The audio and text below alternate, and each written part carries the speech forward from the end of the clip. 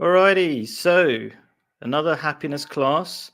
We do we talk about all sorts of things that are fundamental to our happiness, like relationships, the meaning of life, direction. I think a lot of people I've been watching a lot of podcasts, a lot of very famous people are realizing these fundamental truths about human beings that we don't just need to eat, sleep, and I don't do meaningless work. We need to do meaningful things.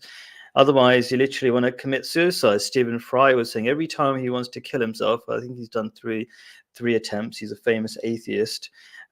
He has this voice in the back of his head. It says, "What's the point?" So there was a really interesting podcast I watched about him. So yeah, so I talk about all the essential things that we need to feel happy, and one of those things is to feel part of a decent society. And one of the things that frustrate a lot of people is why are all our leaders so terrible, going around murdering people in other countries and stuff? So that's what we do here. I'm a Muslim. I do happiness classes. Mainly, I focus on non-Muslims because they seem to listen a bit more. Maybe I'm not sure. And we've got my old friend Claire, the secular Quranist. Do you want to say something Hello. about yourself? Hello. So I go on.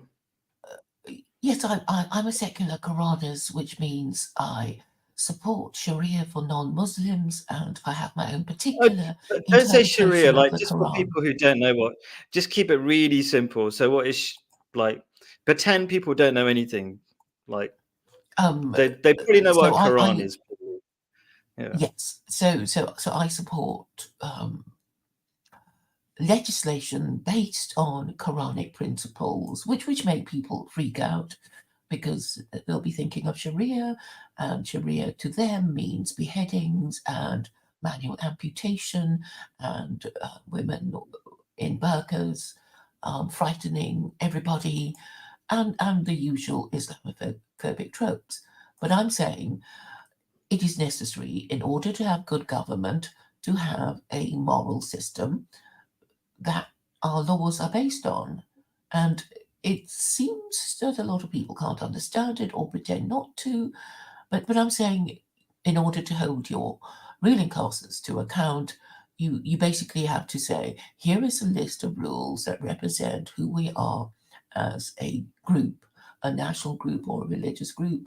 And um, so just by knowing the name of this religious group, you'll think, aha, these are people who always do X and never do Y, and Yes. you know, but- You want and clear-cut rules, not liberal rules, which are in fact no rules or normative rules, because it's like today the rules are we like gay people. Yesterday we don't like gay people. Do you know what I mean? Is that what you're basically saying? You want black and white rules that don't keep changing every 5 seconds so we can hold our leaders to account when they break the rules.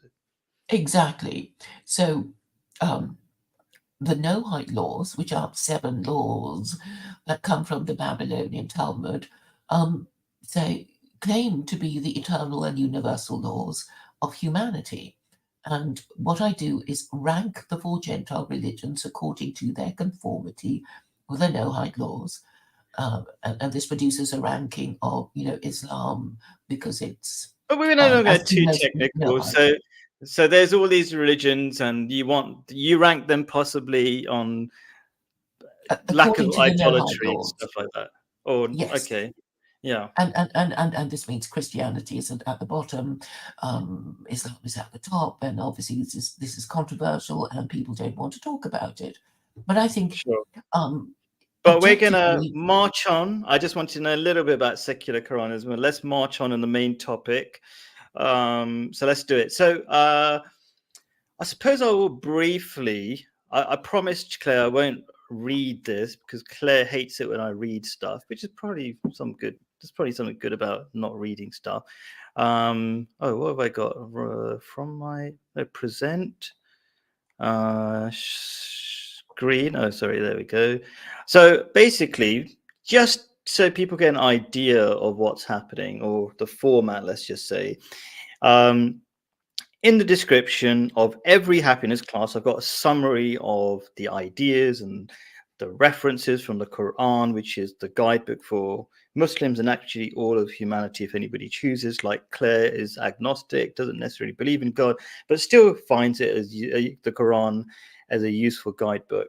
So I got all sorts of references, but I won't read this, but I'll give you sort of ideas. There's a massive paragraph trying to summarize everything. Me and Claire have been having a bit of a chat via email about some of the ideas, and I kind of updated it based on that. So thank you, Claire. Okay, I'm just going to throw in the very basics. And when I say things here, they usually upset a lot of people because a lot of people don't want to think that they have to change. They really want somebody else to change, usually their leaders. And so I'm going to throw in some ideas. I'm going to try not to talk too much and then let Claire debate with me and we'll get through this. So first idea is the reason why we have murderous, terrible, corrupt leaders, because we are. And you might say, what? We're not corrupt. Okay, I'll give you a demo of a very quick demonstration of how corrupt we are. And Claire did really well, I think. I mean, not did really well, but like explained nicely in our email conversation. Corruption is, how did you put it? Not telling the truth, sticking to the truth. You put it really nicely somewhere. Well, how would you put it, Claire? Because people's idea of corruption seems to be like stealing £1 million or something. But you said something, I'm going to scroll right to the bottom. Corruption is ignoring and denying the truth. Most people lie to themselves and become the biggest victims of their own corruption, which is something I added to my chapter. Is that right, Claire? Am I quoting you correctly? Cool. So if you understand what corruption is, just telling lies, and your corruption as a little person who has no power doesn't really stand out so much. But if you were the same corrupt person with more power, as I said, power corrupts. It's not really power corrupts. Power just amplifies how corrupt you already are. And so a demonstration of how corrupt we already are is loneliness in society. Okay, we are such nasty people in London that we don't even talk to our neighbors because it doesn't do anything for us. We don't get any money out of our neighbors. Okay, loneliness is the biggest killer in London. People don't know their neighbors. So this is just an inkling. If you've got any truth inside yourself, you'll realize how corrupt we already are. And as a symptom of that corruption, we have corrupt leaders, because the corrupt leaders can only take advantage of us when we're all divided, all hating each other, all blaming each other. So, and then therefore, that's the reason why we can't even elect a good government. Like, there's millions of us in London, all over the country. If we were decent people, we could get together and say, you know what, we need to finally get a good person. There must be somebody good in this country, and you can elect them. We got close to that with maybe Jeremy Corbyn. I don't know. That's my opinion, but I've done a lot of talking. What do you think, Claire? Are we really corrupt, evil people, and our leaders are just a reflection of that? Well, I think one of the problems is that people want to remain in denial. So one of the things I do keep saying, which people hate me for saying, is that Christianity and liberalism have failed, and so has democracy. And obviously, they don't want to hear that, and they'll think, well, it's stood by us so far. We don't want any of your crazy ideas. So they will continue denying that it is actually the problem. Democracy is a problem, and our refusal to fix it, our refusal to acknowledge that it has failed. Explain why democracy is a problem. I agree with you to some extent. It has failed because it doesn't help us choose the best leaders. And also the process of democracy is corrupting Why does it not? all the people. Why does it not? Be rude like you are in the emails. Be abrupt, let's say. Because the political parties were Should I quote you? Should I quote you? It maybe it's funnier when I quote you. Why doesn't democracy work? Because most people are stupid. So why would he be asking the opinion of most stupid people? And that's what democracy is, right? Democracy would only work if most voters were wise, and we we already know they are not. And that's actually not just being insulting, that's psychologically true. So there's a lot of age-old information in psychology. Price's law, what was the other one? Petro's, I can't remember. Price's law is the most accurate one anyway, right? Essentially says the bigger the group, the more, let's call them stupid people there are. Because when you've got a big group, more people can just hang back and be useless because they know other people will take the weight. Okay, they're thinking, yeah. And so when it comes to voting, most people won't do any research or anything, and they'll just like, I just vote anybody. Which color do I like? That kind of thing, you know. Or who told me the biggest lies that make me feel good? I'll listen to them, you know. Which is the normal tactic nowadays. So this is not just Claire being insulting or me being insulting, because I agree with this as well. This is just facts. But most people don't like the facts because you're calling most people stupid. It's just a function of most people don't like to do the work, which is the uphill struggle of thinking. Okay, most people just care about, you know, supporting Manchester United or Liverpool. You know, that takes up most of their mind. Or some other sport.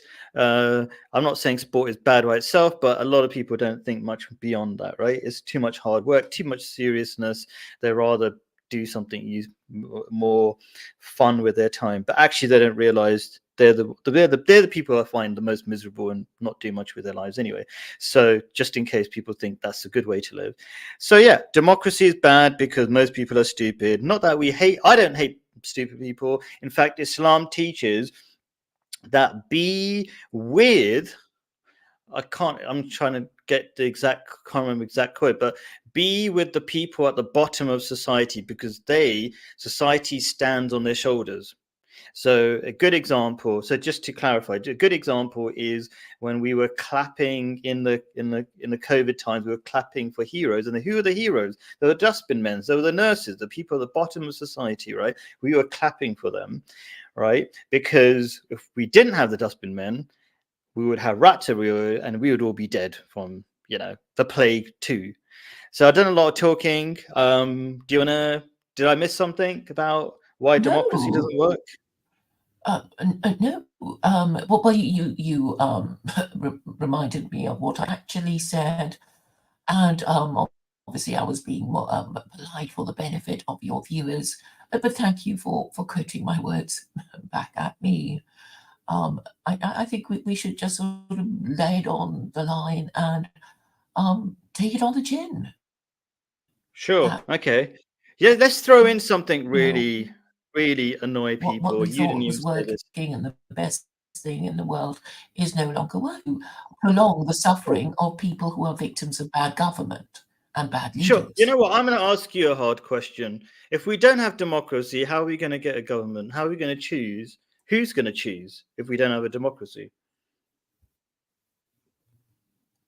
I've got a It would be horrible, mean answer that everybody would hate, but Islam, kind of the history of Islam bears out. But anyway, go on. What are you going to say? we would have a political class, the only political party in the land where people who are interested in a life of service in politics would go to. So there wouldn't Oh, be all that's these, really good. different parties that is confusing for people who want to So join somehow politics. self-selecting people who are used to volunteering maybe to help society, they kind of get into this group by doing X number of years of service, maybe. Is Well, that what you actually, I mean? was thinking of the Chinese Communist Party because, it is their elite class and they also pay their membership dues. And I asked one of them, and it's a proportion of their income. They have to pay um, membership fees, but it's based on their So you don't have to be ability to just pay. rich. You just have to be committed. You have to be committed, and there is a kind of entrance examination. They don't take any old rubbish. You have to pass that entrance exam. There is a party training school. That all the things. I mean, they will train you up properly, and then they'll give you jobs and assess you and see and if you pass all the tests, you might become president. Sure. So maybe some people will be concerned that such a democratic system means you have to be an ideologue. You have to think what everybody else thinks, and therefore there's no democracy left. I would argue everybody has to have an ideology that you believe in. So let's say me and you, we're basically saying there should be an Islamic ideology, essentially, because those rules need to work. And it doesn't matter if you call it brainwash with good ideas is great, rather than brainwash with liberal ideas that destroy society. So you've got to pick which ideology, one way or the other. So I don't think that's what do you think? Like, do you think most people would think, oh, you don't want the Chinese system, they're just brainwashing people and you have to all think the same way, therefore there's no democracy in the first place if you're by default everybody's agreeing with each other anyway? What do you think? Well, I mean, we have the same tendency because, obviously a lot of people don't want to stand out like a sore thumb. And a lot of people pretend to believe in a lot of things we don't really believe in, just for the sake of peace. So I don't think the Chinese are any different. I mean, obviously if something's working well, you don't particularly want to criticize it. But when it goes wrong, it becomes even worse because to criticize it, because then the people in charge feels insecure and want to call you all kinds of names for criticizing the system. But it is really necessary to have a system of choosing leaders as well as an ideology, as you say. And I'm basically saying it's obvious what is the best religion around. I mean, there's only 5. And you can't expect Westerners to choose Hinduism and Buddhism. And anyway, Hindus and Buddhists haven't really accomplished much or acquired much empire. And most of us are not Jews, and Christianity is kaput. So it's really obvious, but people won't see it that way. You can see the output. All kinds of excuses. Sorry? Yeah, you can see the output. Like, for example, Muslims are having children, other people are not having children.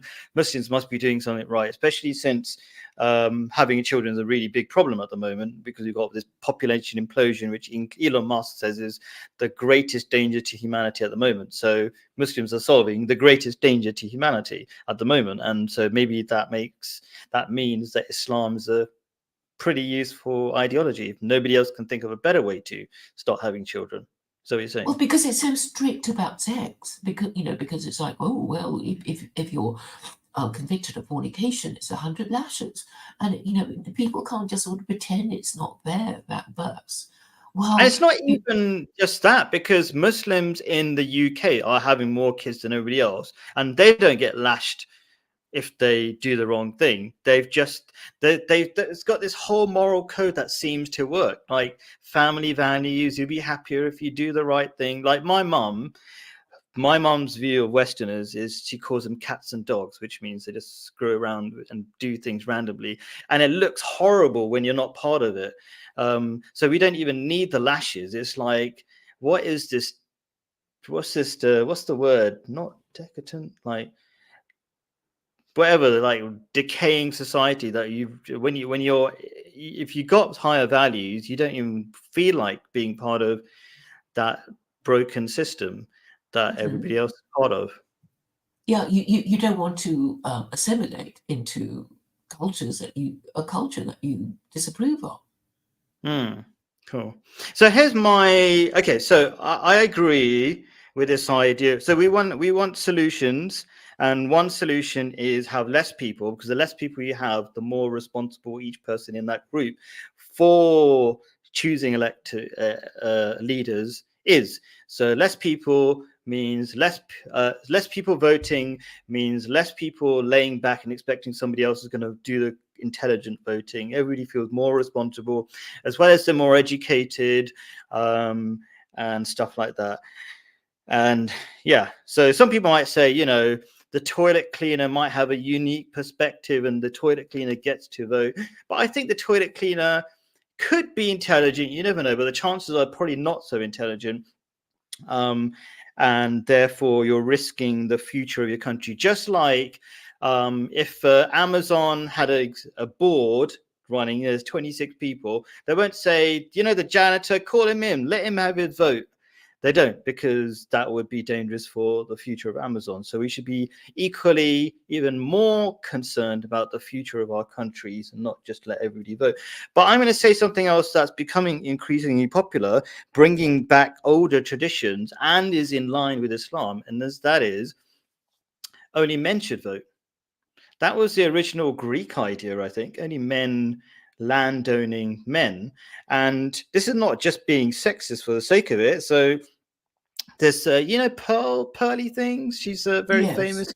She's been saying that for a while, and she's a lady. Doesn't mean she's right just because she's a lady. But I think there's two sort of, I would say, arguments. First of all, men built the world. It's not like there was some great conspiracy to let women stay out of it. It's just that men are better at certain things, women are better at certain things, and men are better at the sort of macro, unemotional, logical understanding of the world. And if they built the world, they have the best understanding of how we should move forward in the macro. Women are great for micro decisions inside the family, in the protection of the family. And also women are a lot more chaotic. They get emotional. And most women agree to this, unless they're trying to just be difficult. My wife would say, "Oh, leave my daughter alone. She was just feeling emotional. She didn't mean it," that kind of thing. This is a normal argument. How do you feel about this? Being a woman, being told that you don't need to vote, just let the men do it. And this is the age-old Islamic tradition. In all Islamic systems in the early times, it was always men voting, didn't have women voting. How do you feel about that? I don't know how voting actually helps. There shouldn't be a general election, because that is very chaotic.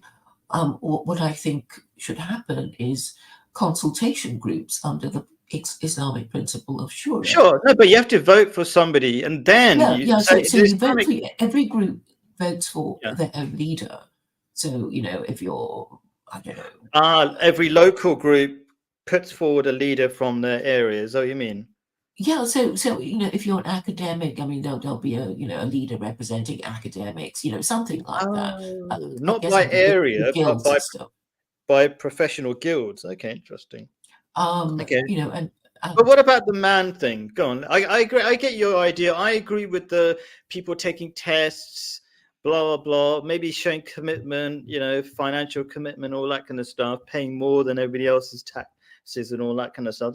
That's a great idea. But I don't want to go on about this too much, because I want to throw some other ideas in as well. But the men thing, that's nice and controversial. How do you feel about only men being allowed to vote for the two reasons I gave? Men built the world, so they understand how to continue building it, and also they are just not so erratic in terms of emotions and stuff like that. I don't feel particularly threatened by it.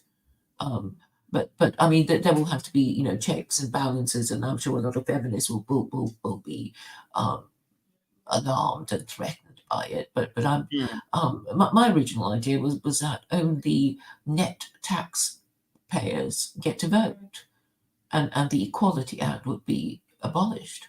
Oh yeah, forget equality. That makes sense, because we're not equal anyway, right? Well, we're equal as we all have an equal right to be alive, I suppose, but we're not equally intelligent or equally responsible or anything like that. So, and even then, just to clarify, I don't think all men should vote. I think maybe that's like right. That was what I was getting around to say. Yeah. Not that not even all men ought to vote. It used to be the case that only married men. Oh, that's the other point, actually. So that encourages women to be part of a family. So because that man would represent her vote in a way. Do you know what I mean? That kind of stuff, like your husband. Yes, and it used to be argued that women don't actually need a vote because their husband votes for them, and if they cared about their husband, they would vote according to the interests of their husband or their father, the economic interests of their husband or father. Yeah, but only if they lived with them.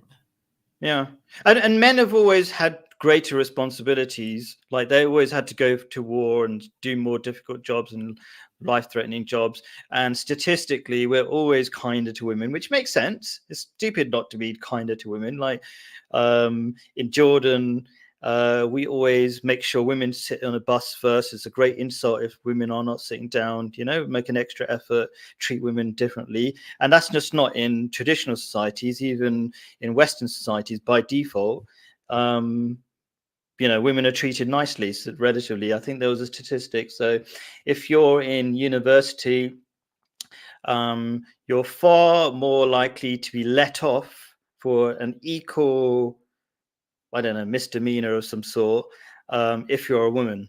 And if you're a man, you're far more likely to be punished. And if you're a black, then you're even more likely to be punished and stuff like that. So this is a common experience. Men and women have always been treated differently. Yes, what they call feminine privilege. Yeah, maybe. Cool. Yeah, what was the thing? Was I going to quote something? It's because you're very funny in the email. So the problem is that most men have become women, and denial is a feminine vice. So how is that going to be useful in the discussion? It's like, yeah, if you're in denial all the time, you're not going to be very good at voting, like accepting reality. I know that's my because comment. you can't have a conversation with people who deny the very premise of the subject you want to discuss. So I mean, I try like things like what do you think religion is for, and everybody just runs away because they know I'm going to say secular Quranism, because it would be, well, the purpose of religion is to make men and women marry each other and stay together for the then it's like they don't want to know, they don't want to marry, they don't want to and off they go. All right, okay, so one question was, why do we always get corrupt leaders? The summary of my answer would be, to begin with, I mean, I'm just kind of going through it quickly, is because we are corrupt. When we're less corrupt, we'll be able to choose less corrupt people. That's just a symptom and things like that. We'll just do things more properly.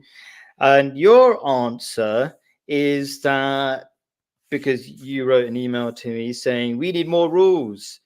And my thought was, no, not really, because the corrupt people are already not following the rules. They're not suddenly going to start listening to the rules. What's your comeback to that? We can detect the hypocrisy of people if we know what rules they are supposed to follow. So that's why I keep saying we need an official moral system, so people will know, it's these rules, 20 of them or problem whatever. Is, I agree, but the problem is you're not going to have a better moral system that's black and white, because these corrupt people are the people who are going to let that who's going to allow for this more transparent, more clear rule system if the people are corrupt in the first place? It doesn't make sense. It's like a catch-22. You can't get a better, you can't have a better system that all these corrupt people will suddenly start following and be, shown up for, because they're not going to allow it in the first place, because it's obviously going to get them in trouble. So we have to start from a different position. So I'm going to say that hypocrisy is the problem, because the 1.9 billion Muslims, there are 15 million Jews, there are 3.2 billion Christians. What do they think they're doing?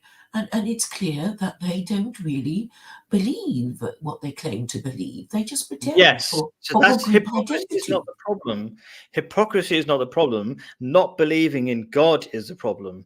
And people might think, oh, that's a very theoretical answer. I'll tell you what, everything starts from that. Okay, people don't commit to marriage, for example, because they're scared. Oh, we won't have enough money, we won't be able to do this, and something might in the future might go wrong. We won't have children, they're too expensive. Every single moral choice, it sounds theoretical, but that's actually based on psychology as well, really fundamental psychology, which I'll talk about in a second. It starts from a firm belief in God. Okay. And so without that, people think they can get away with all their corruption. It's not hypocrisy. Hypocrisy is a symptom of thinking there's no God out there and we can get away with it. No, hypocrisy is pretending to believe in things that you don't believe in order to. Why would you pretend it? Well, okay, I'm trying to get to the root cause. I'm not going to keep going round and around about it. You can agree or disagree, but I'm going to say the root cause is a lack of belief in God. Like, what you couldn't be a hypocrite. Like hypocrisy, a bit like what you were saying, is essentially lying to yourself, like you just said, pretending to believe in something you don't really believe, right? Different kinds of lying to yourself. But if you know there's a God that listens to your thoughts, like all your evil, cunning plans, they start with thoughts, and you can't even have them because God is watching you, then the corruption dies. And by the way, just to clarify, most Muslims don't really act like they believe in God. Yeah, it's just because you're born and give yourself a label Muslim, you might believe it to some extent. So I suppose my question to you is, do you not see that believing in God is fundamental to eliminating hypocrisy? You there? Yes, Okay. yes, or this sort of Jordan Peterson idea, to act as if you believe, even if you don't, but you still follow the rule. So You're going to say the old, I pretend I believe in God, therefore I'll follow. Well, if some people cannot really believe, it's sort of like, yeah, but you still have to obey the laws, because if you don't, you're going to get punished. So that would be your reason, even if you don't believe in God. But obviously, see, what it would you're help if you talking totally about believed in is it.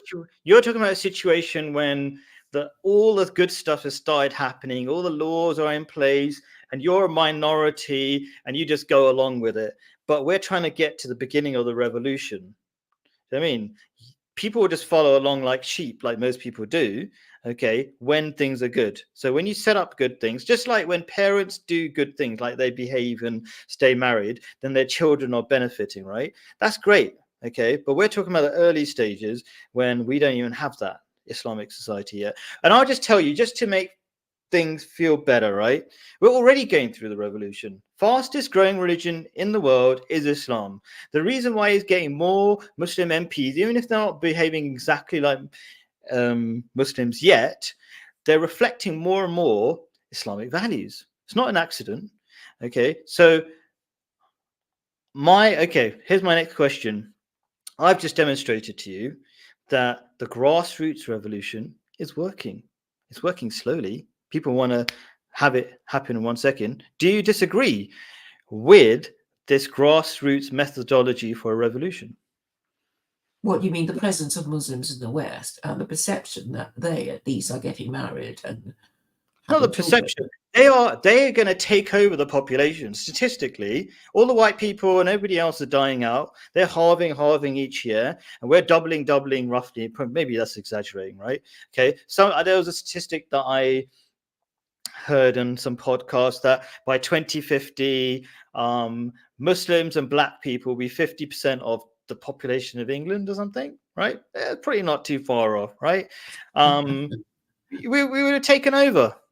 And it's not some violent revolution. All we did is have principles, stuck to the principles. The principles make us win nice and slowly, comfortable, no fighting. We win. That's called a grassroots revolution.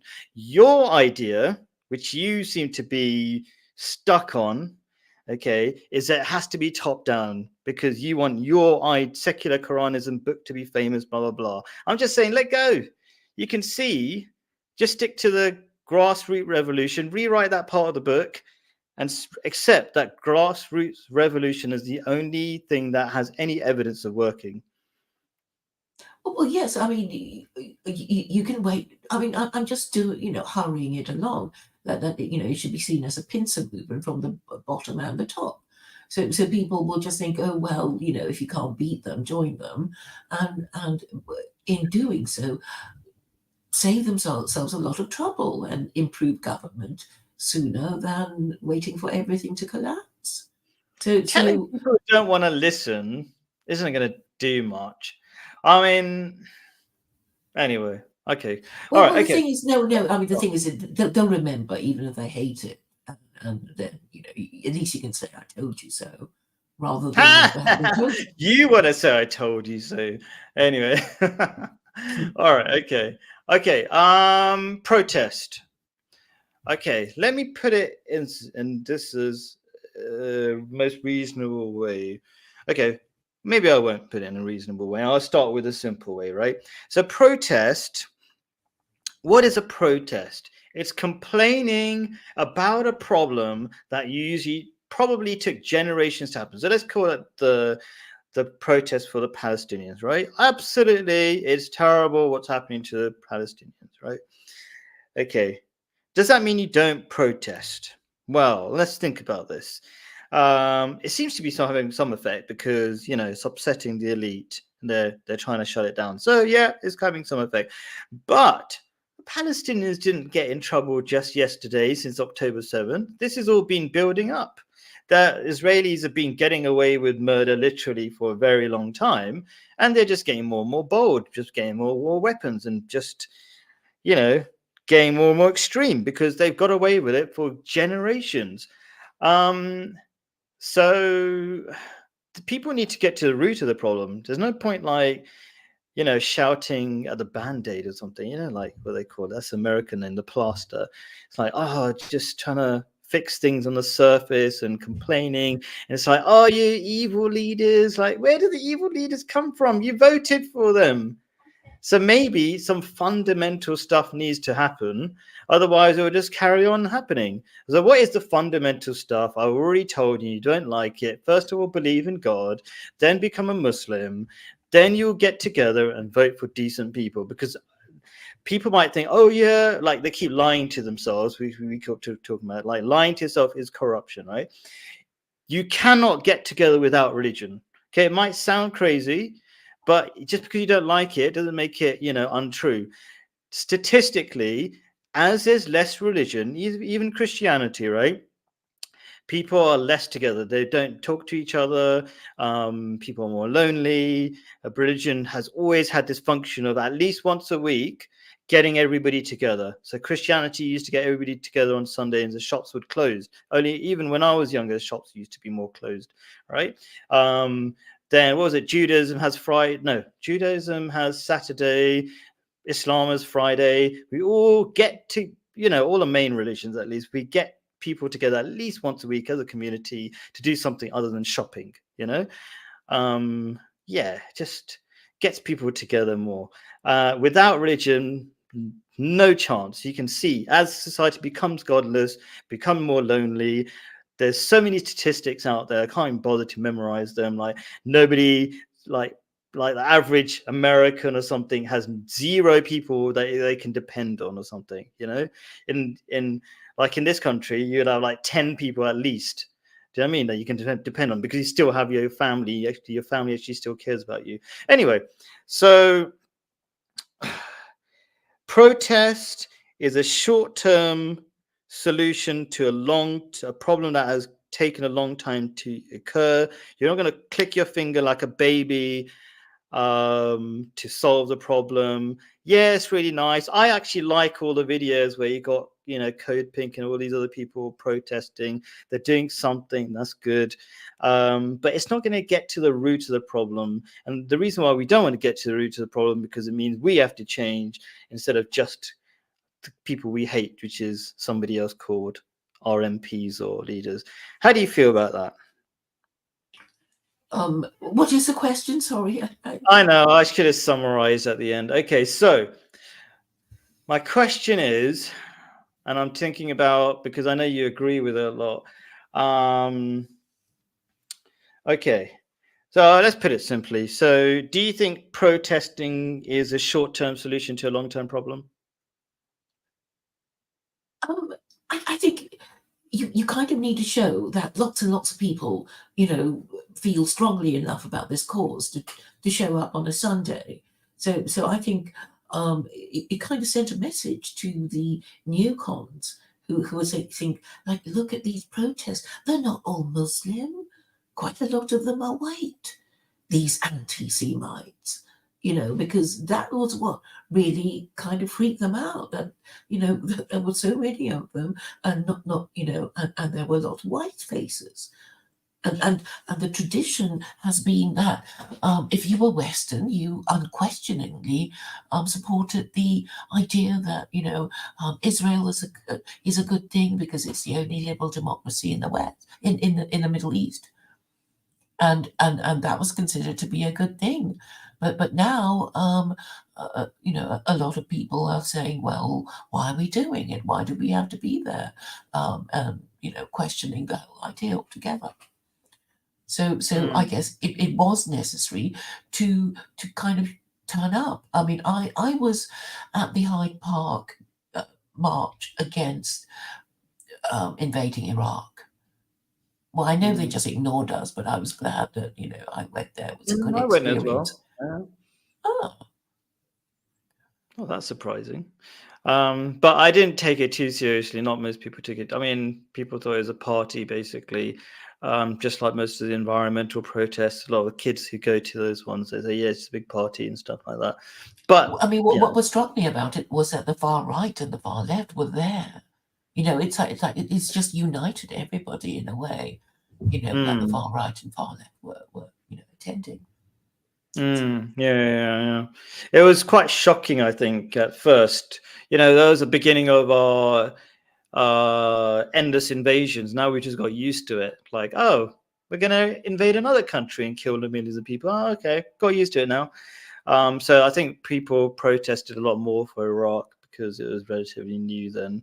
We just started off killing more people. Well, not just started killing more people, but like it was insane levels.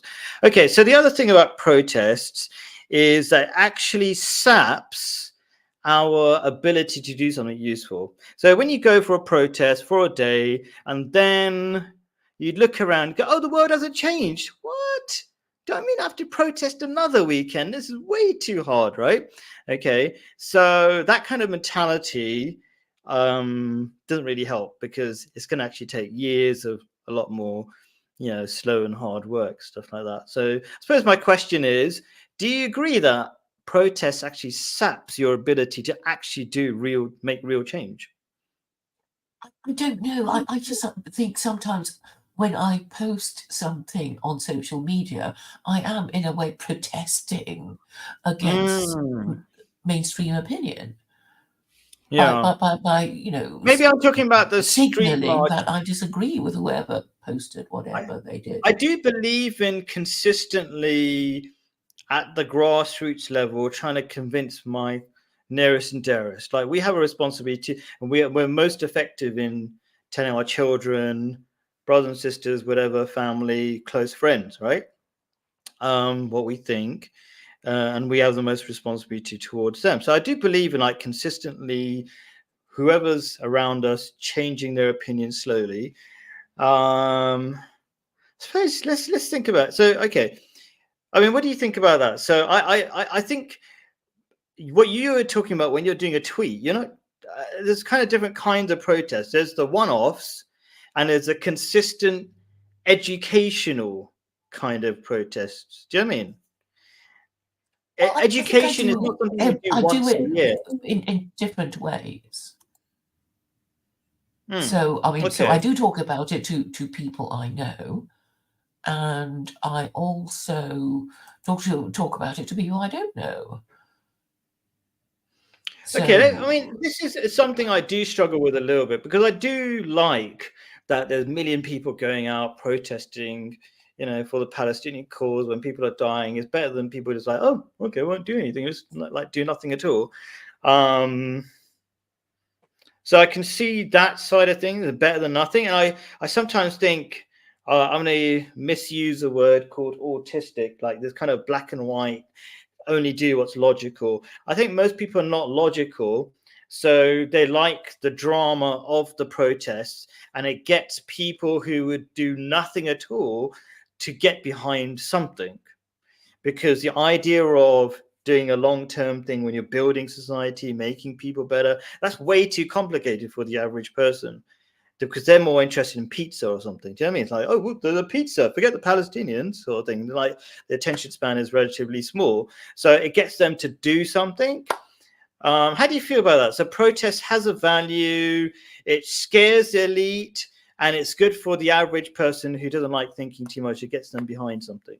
How do you feel about that? Well, yeah, I suppose if you're a political activist, you think, well, every little helps, that somebody bothered to show up or say something or share something or whatever.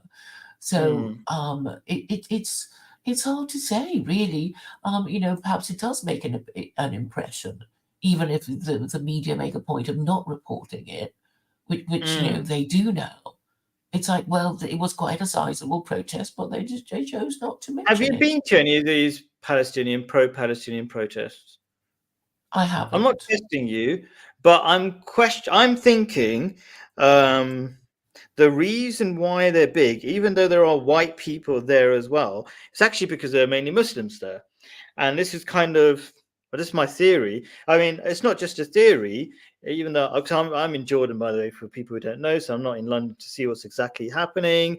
The reason I point this out is that if you go to Speaker's Corner, which is a famous debate place in central London, Hyde Park, it's mainly Muslims there. And the reason why it's mainly Muslims there is because, let me put it this way, let's say the atheists, they're so depressed and they know their ideas don't work. They really struggle to turn up. And when they debate Muslims, it's really easy to destroy the atheist argument. So they just get tired. Like I was debating another person called, what was it? Oh my God, it's terrible. Dust, right? And then one day he just gave up. It's like he just had enough of losing, right? So on my live stream. So it's just, my point is that when you believe in God, going back to this this process, you believe in God, then you have some sort of inner strength. Without God, you have no strength, no consistency, no conviction to get married, have children, do anything useful, debate, stand up for yourself or anything. You just give up. You lie down. We're in groups that you keep inviting me with all the white supremacists. They're all just people who've given up, isn't it? They're just given up, right? Well, it's not just. Well, I guess they haven't if they're still complaining, but it is the quality of their discourse, which is about how much they hate, A, B, and C group. And that's crybaby stuff. That's not really arguing. They're not going to come to Speaker's Corner and debate on camera because they know they can't do their private insults on those WhatsApp groups or whatever it is, right? So my point is, there's no vigor, no strength without belief in God. And that's what the Muslims have, and that's the reason why they're dominating everything, including like public debate places like Speaker's Corner, and they're going to keep. I bet most of the people who are pro-Palestinian protesters are Muslims, and that's why it's got so much strength. Yes, because if you have the conviction of your principles, then you're going to act on them. Yeah. So even if you maybe didn't. Where does the conviction come from? Let me just ask you that. Certainty. No, but where does the certainty come from? Why do Muslims have so much certainty and conviction that they can mentally handle so much? We were talking about why so many people are converting to Islam, looking at the Palestinians, who I don't totally agree with, right? I think they've made a lot of mistakes as well, right? But they have their arms falling off and they're happier than most Westerners, right? They're getting blown apart. Yeah, they're crying, and then they're like smiling on pictures and like, no arms and stuff like that, right? Their mental strength about 1 million times more than the average Westerner, who's like that. And the most common way for a young man to die is suicide at the moment, right? Okay. Mm-hmm. These people who are having their arms blown up are not committing suicide. So the question to you is, and I've already given my answer, you know my answer, but I want to hear a different answer maybe. How do if you want to change government, you have to have conviction. You have to have certainty, to use your word. Where do the Muslims have gained this massive amount of certainty and strength and inner conviction? Where do they get it from? From their beliefs and from each other and from the Quran. Beliefs? Which beliefs? Yes. Any particular beliefs? Well, Islamic beliefs. That they're supposed to, in theory, share. Belief in God. Essentially, I would say belief in God. Without that, everything falls apart. That's what I see in practice. The people I come across, Belief in God is incredible. So I don't want to keep repeating that, but it's incredibly important. People think that it's just a theoretical idea to believe in God. What's the point? It's incredibly powerful. It's all changing. Even if you're not a Muslim, if you are of some other belief, you have way more conviction. Look at look at the, what's it called, Orthodox Jews, loads of children. Look at who are those other Christians, those the ones who lives on fields and stuff, and they have millions of children. Amish. The Amish, right? Well, Mhm.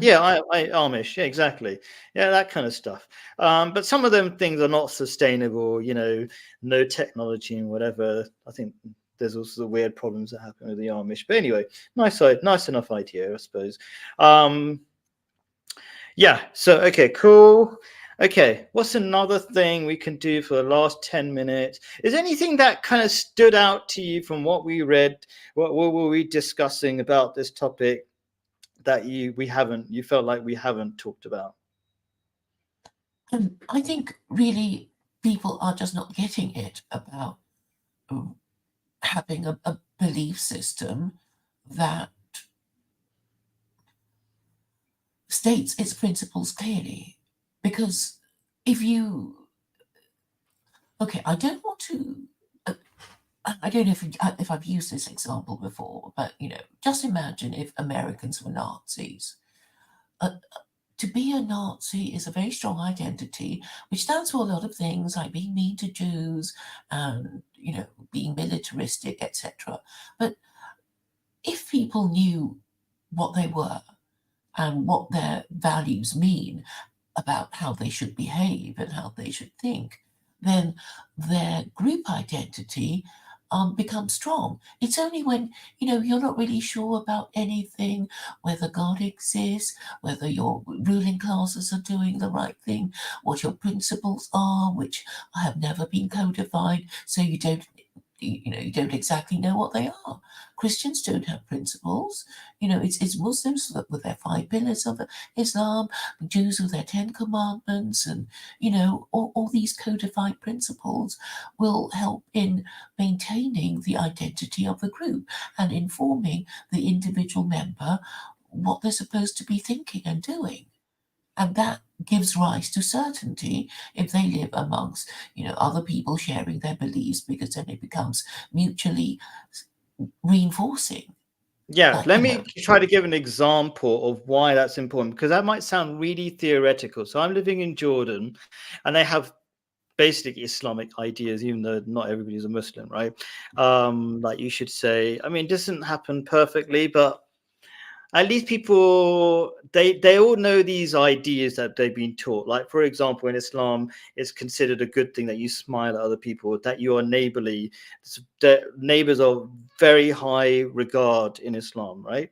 It's all over the Quran, right? So smiling at people is considered a charity and a good thing to say. Saying hello, peace be upon you.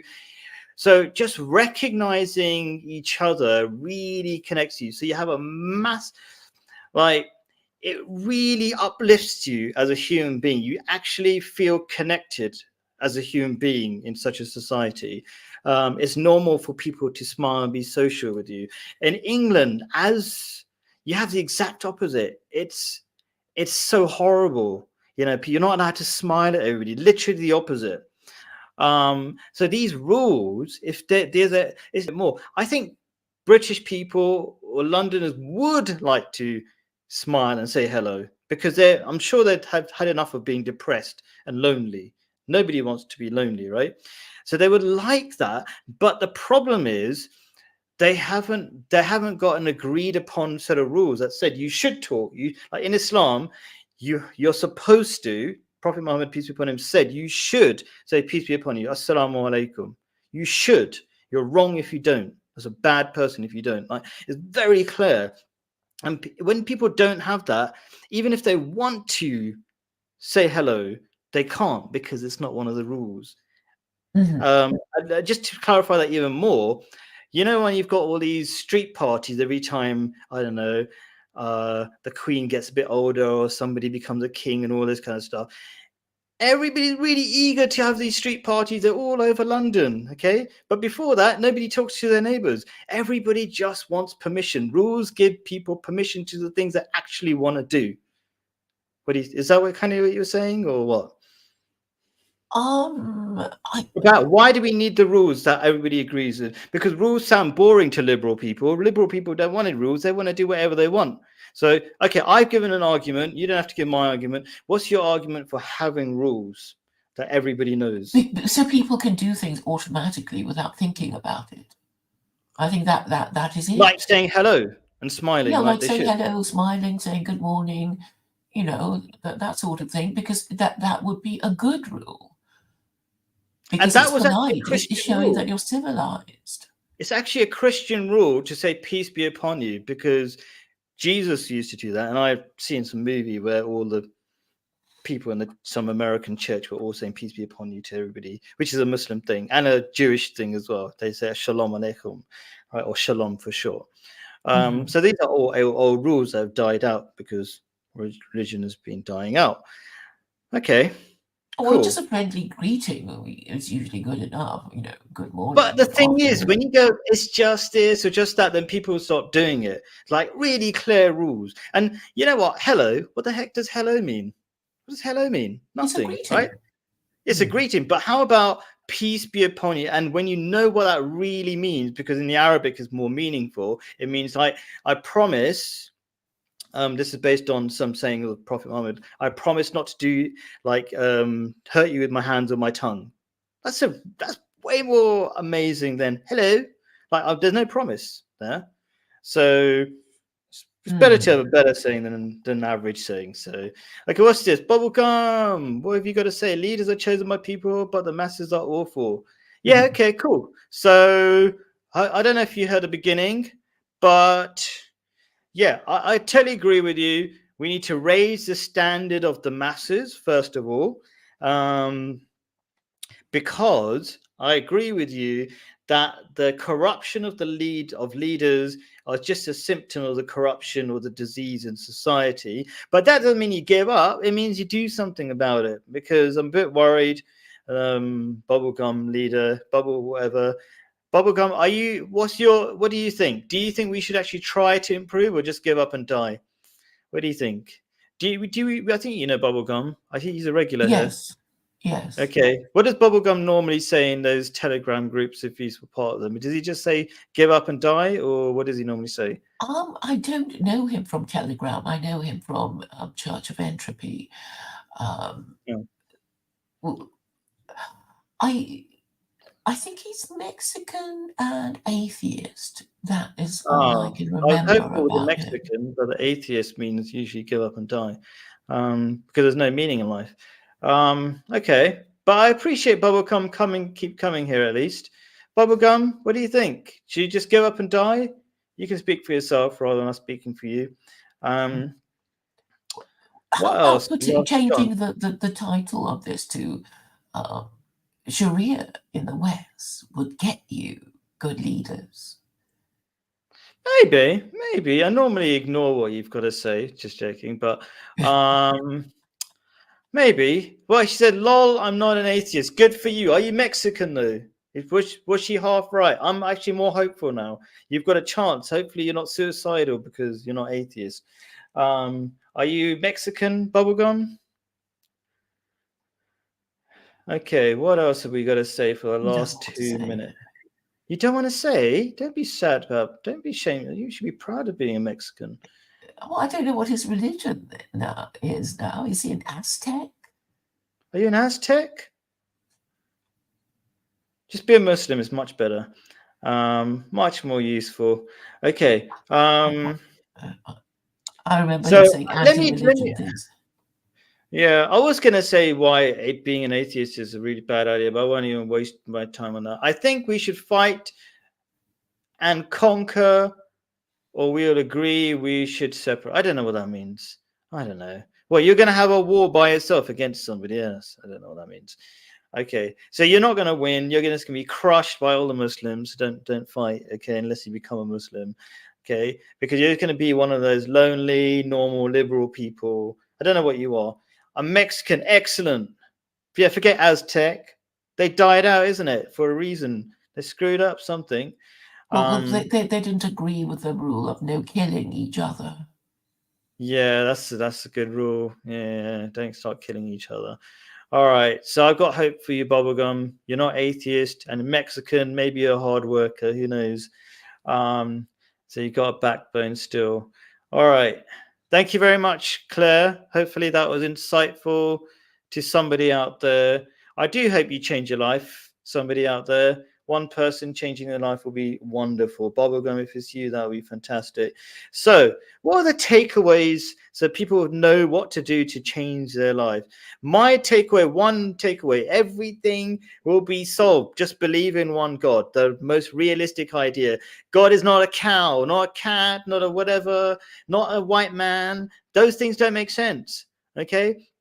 If you have a dumb idea of God, then you don't really believe, you can't really believe in that, and you can't have the conviction to change your life. As soon as you realize there's God, and you absolutely have to, it's the only logical, this all this stuff didn't just happen by itself. That your camera didn't make itself. The universe is way more, the world is way more complicated. You are way more complicated. So definitely God exists. You're complete denial and being corrupt if you disbelieve in God. Okay, once you have that, you will suddenly realize everything makes sense. There has to be a reason. You'll start finding the reasons. The answers will come to you very quickly. That is Islam, etc., etc. Right? Islam actually fundamentally believes in all the other religions. They just got corrupted, which also makes sense. Why would God suddenly just start talking when Prophet Muhammad comes up? He was always talking to people. That's what the Quran says. So my advice for you, if you want to change your life, believe in God. Then what will happen is all the good stuff will happen. You will be mentally stable. You won't want to kill yourself like people in the West want to do at the moment.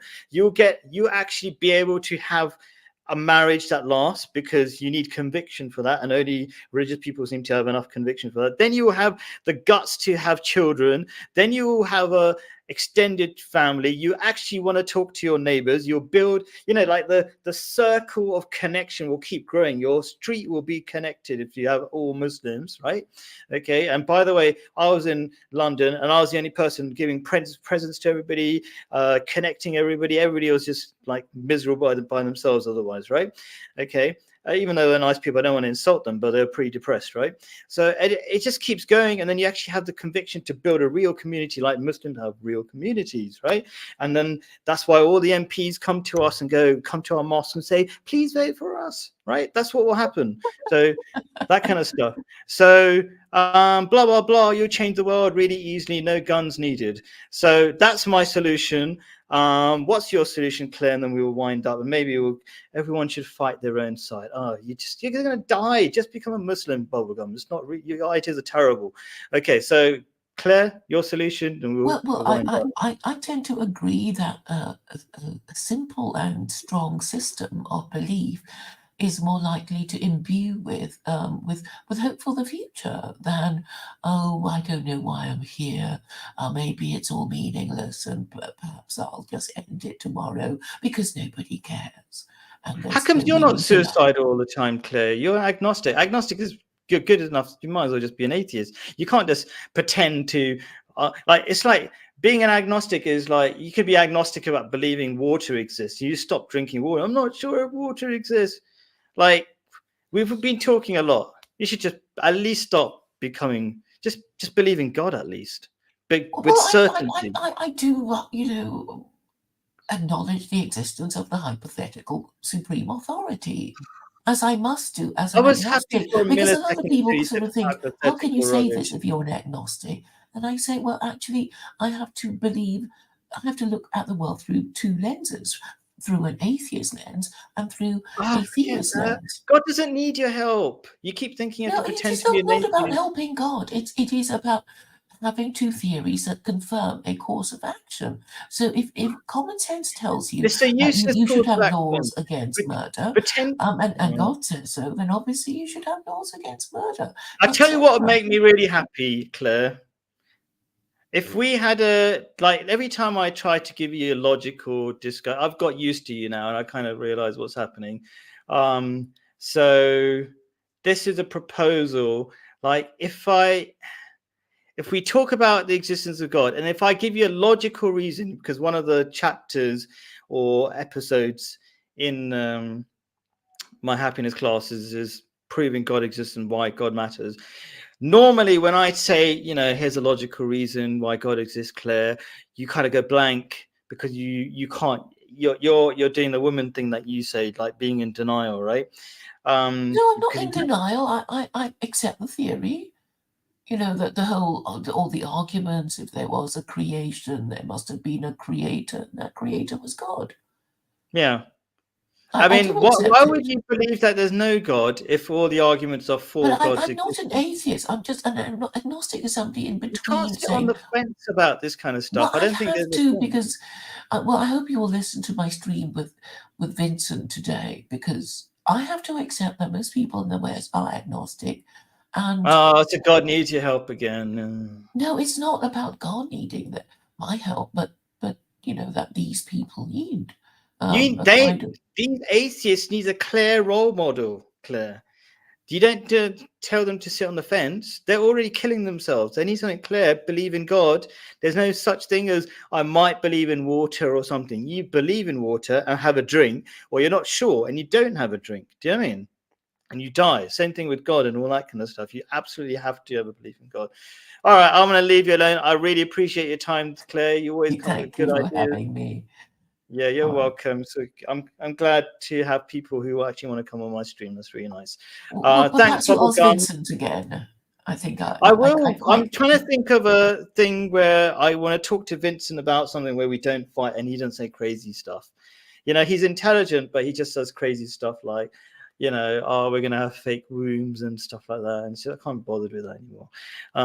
So I'm thinking of like, maybe we'll talk about, I don't know, religion and how religion is useful, because at least we agree, like he's already stealing Islamic ideas and that's progress at least. So maybe we'll talk about that, something useful. I don't want to talk about being gay or something.